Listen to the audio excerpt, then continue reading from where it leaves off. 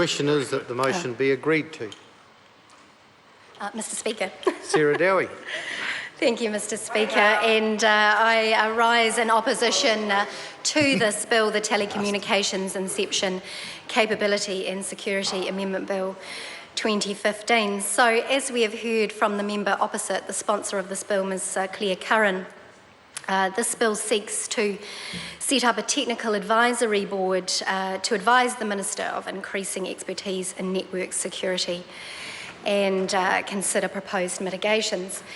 But what she didn't mention, or failed to mention, was that on the back of what she had, the chronology of events that she had mentioned, was that the Parent Act, the Telecommunications Interception Capability and Security Act of 2013, went through a robust consideration process here in this House, including at Select Committee, and that advisory board was denied. And as part of that Parent Act, it set up a new framework for GSCB for network operators and government to work together with respect to matters of network security, where it has bearing on national security and the country's economic well-being.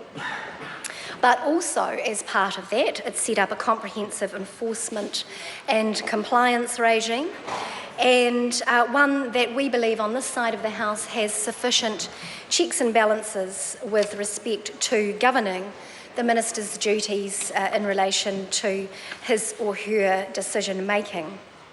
So what this bill seeks to do is add in another level of bureaucracy, that any time the Minister wishes to use his or her discretion with respect to inception obligations, this process would need to be put to this so-called technical board. And I see that the board under this bill would comprise of equal representatives from government and from industry with an independent chair, but it's hard to see how a board could necessarily have all of the expertise under that umbrella when we're talking about technology that is advancing at a rapid rate, innovation, competition, and of course looking at compliance costs. So, as part of those mechanisms, when the Minister and the government talk to network operators, they are required, the Minister is required to consult with affected parties as to the effect of any decision made with them.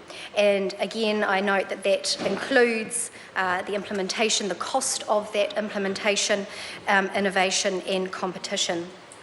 And those affected parties have the opportunity to speak directly to that decision maker. Now, I have worked in law, I have worked in business, and I've worked for the government.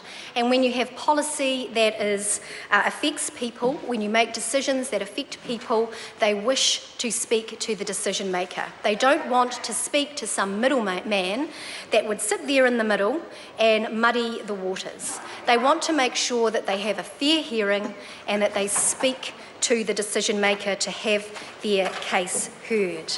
And that is the appropriate mechanism for that. As part of this Act, the 2013 Act, all processes are still subject to judicial review, and that is the same as any other legislation. It's working well. We have not heard of any complaints so far. All this does is add another level of complexity and would also add to the cost of the process. So look, Mr Speaker, to end with, our way of life here in New Zealand does not happen by accident. We have a range of various agencies that look after us. We have liberties and freedoms here which we enjoy that other people around the world do not enjoy. But again, that doesn't happen by accident. What comes with freedom and liberties is obligation and responsibility. And with some of the threats out there, such as ISIL, the way that these terror groups are evolving, we need to keep ahead of them to protect our way of life.